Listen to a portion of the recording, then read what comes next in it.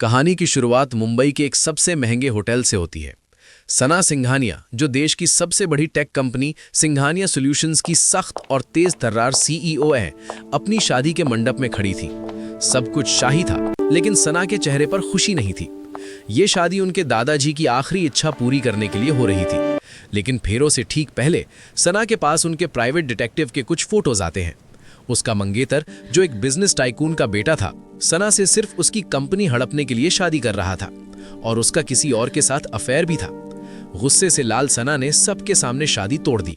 मेहमान हैरान थे, मीडिया तमाशा बना रही थी और दादाजी की तबीयत बिगड़ने लगी। इज्जत और दादाजी की जान बचाने के लिए सना ने एक बहुत बड़ा और अजीब फैसला लिया। उसने अपने वकील मिस्टर खन्ना को कोने में बुलाया और कहा, मुझे अभी इसी वक्त शादी करनी है, लेकिन सिर्फ एक कॉन्ट्रैक्ट के लिए। कोई भी ऐसा लड़का ढूंढो जिसे पैसों की जरूरत हो, जो 1 साल तक मेरा पति होने का नाटक करे और फिर गायब हो जाए। किस्मत से उसी होटल के बैंक्वेट हॉल के पीछे अभी, जो एक साधारण और सीधा साधा कोडर था, अपनी पार्ट टाइम केटरिंग की जॉब कर रहा था। उसे अपनी मां के इलाज के लिए पैसों की सख्त जरूरत थी। वकील की नजर उस पर पड़ी। एक अजीब समझौते के तहत अभी और सना की शादी रजिस्टर हुई, बिना एक दूसरे को ठीक से देखे। सना ने घूंघट और गुस्से में अभी का चेहरा नहीं देखा और अभी ने सना के बॉसी एटीट्यूड और वकीलों के घेरे के कारण उसे ठीक से पहचाना नहीं। कॉन्ट्रैक्ट साइन हुआ, शादी की रस्म हुई और सना ने अभी को एक चेक देकर वहां से चले जाने को कहा।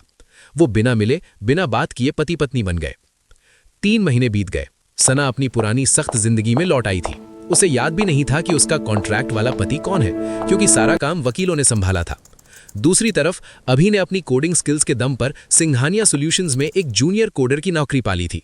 उसे नहीं पता था कि जिस कंपनी में वो जा रहा है, उसकी मालकिन वही लड़की है जिससे उसने पेपर पर शादी की थी। पहले दिन ही ऑफिस में हंगामा हो गया। सना ने एक छोटी सी गलती पर पूरी टीम को नौकरी से निकालने की धमकी दे दी।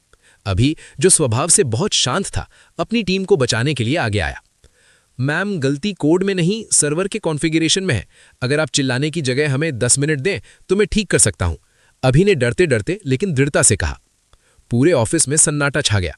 आज तक किसी ने सना सिंघानिया को पलटकर जवाब नहीं दिया था। सना ने अपनी चश्मा उतारा और अभी को ऊपर से नीचे तक देखा। ढीली शर्ट, बिखरे बाल और आंखों पर मोटा चश्मा।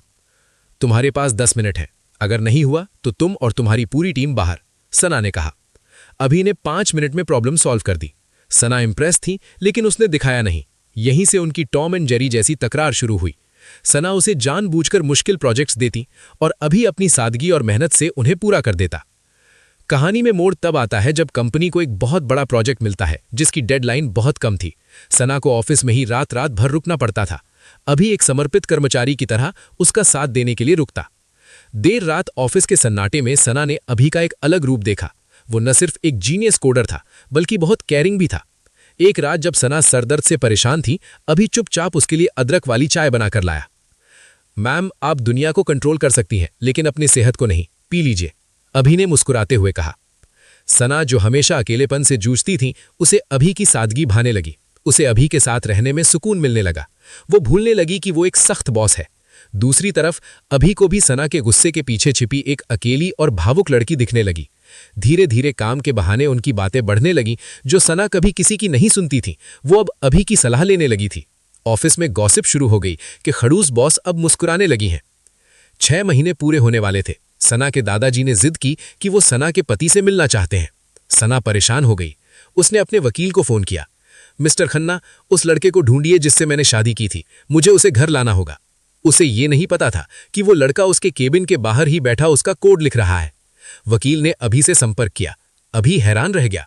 उसे अब जाकर पता चला कि उसकी बॉस सना सिंघानिया ही उसकी कॉन्ट्रैक्ट वाइफ है। वो धर्म संकट में पड़ गया। उसे सना से प्यार हो गया था, लेकिन उसे डर था कि अगर सना को पता चला कि उसका साधारण सा कर्मचारी ही उसका पति है, तो वो उसे धोखेबाज समझेगी। अभी ने फैसला किया कि वो सना को सच बता देगा, लेकिन उससे पहले ही एक बहुत बड़ी गलतफहमी हो गई। सना को ऑफिस में अभी की डेस्क पर वही कॉन्ट्रैक्ट के पेपर्स मिल गए जो वकील ने उसे भेजे थे। सना ने पेपर्स देखे, फिर अभी का नाम देखा, फिर अभी को। उसे लगा कि अभी ने जानबूझकर उसकी कंपनी में नौकरी ली ताकि वो उसे ब्लैकमेल कर सके या कंपनी में हिस्सा मांग सके। सना का गुस्सा 7वें आसमान पर था। उसने अभी को अपने केबिन में बुलाया। तो ये था तुम्हारा प्लान, एक बेचारा कोडर बनकर मेरी सहानुभूति जीतना और फिर ये कॉन्ट्रैक्ट दिखाकर मेरी जायदाद हड़पना? सना चिल्लाई। उसकी आंखों में आंसू थे क्योंकि जिसे उसने प्यार करना शुरू किया था वो उसकी नजर में एक धोखेबाज निकला। अभी ने समझाने की कोशिश की। सना, मेरा यकीन करो, मुझे कल तक नहीं पता था कि वो तुम हो। मैं तो बस shut up, you are fired, और ये शादी अभी खत्म होती है। सना ने उसे धक्के देकर ऑफिस से निकाल दिया। अभी चुपचाप चला गया। उसने एक शब्द नहीं कहा, ना ही अपनी सफाई दी। अगले कुछ दिन सना के लिए नर्क जैसे थे। ऑफिस वीरान लगने लगा। कोई उसे सही कॉफी देने वाला नहीं था, कोई डेडलाइन पर उसे शांत कराने वाला नहीं था। तभी सना के दादाजी ऑफिस आए। उन्होंने सना को एक लिफाफा दिया। ये वो चेक था जो सना ने शादी के दिन अभी को दिया था। बेटा, उस लड़के ने ये चेक कभी कैश नहीं कराया था। उसने वकील से कहा था कि उसे सिर्फ अपनी मां के इलाज के लिए लोन चाहिए, जिसे वो चुका देगा। उसने मुफ्त में शादी नहीं की थी, उसने तुम्हारी इज्जत बचाने के लिए मदद की थी, दादाजी ने बताया। सना के पैरों तले जमीन खिसक गई। उसे अपनी गलती का एहसास हुआ। अभी ने कभी पैसों के लिए उसे इस्तेमाल नहीं किया था, बल्कि पिछले कुछ महीनों में उसने निस्वार्थ भाव से उसकी मदद की थी। सना पागलों की तरह अभी के घर की तरफ भागी। उसे पता चला कि अभी शहर छोड़कर जा रहा है। सना सीधे रेलवे स्टेशन या एयरपोर्ट पहुंची। बारिश शुरू हो चुकी थी, फिल्मी ड्रामा के लिए। भीड़ में उसने अभी को ढूंढ लिया। अभी ट्रेन में चढ़ने ही वाला था। अभी, सना चिल्लाई। वो दौड़कर उसके पास गई। उसकी महंगी हील्स और कपड़े भीग चुके थे, लेकिन उसे परवाह नहीं थी। तुम मुझे छोड़कर नहीं जा सकती मिस्टर कॉन्ट्रैक्ट हस्बैंड, वो हांफते हुए बोली। क्यों? कॉन्ट्रैक्ट तो खत्म हो गया है मैम, अभी ने दर्द भरी आवाज में कहा। कॉन्ट्रैक्ट खत्म हुआ है, प्यार नहीं। मैंने तुम्हें फायर किया था, लेकिन अब मैं तुम्हें परमानेंटली हायर करना चाहती हूँ अपनी जिंदगी के लिए। सना रोते हुए उस सिंपल कोडर को गले लगा दिया। अभी ने मुस्कुराते हुए उसे माफ कर दिया। आखिरकार सना ने दुनिया के सामने अभी को अपना पति स्वीकार किया। कहानी का अंत एक रिसेप्शन पार्टी से होता है, जहां सना माइक्रोफोन पर कहती है, लोग कहते हैं बिजनेस और प्यार मिक्स नहीं करना चाहिए, लेकिन कभी कभी बेस्ट डील वही होती है जो दिल से साइन की जाए। दोनों एक दूसरे का हाथ थामते हैं और स्क्रीन फेड आउट हो जाती है। कभी कभी सबसे अच्छी डील दिल से साइन होती है।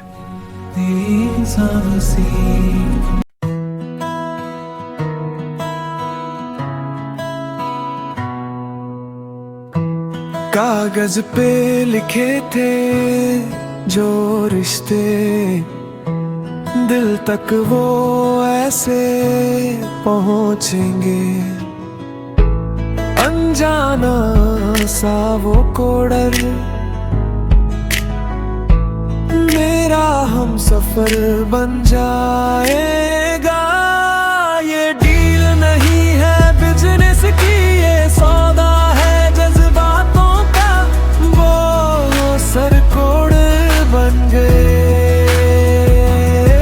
ये संगम है दो रातों का, कॉन्टेंट वाला प्यार अब है बेशुमार।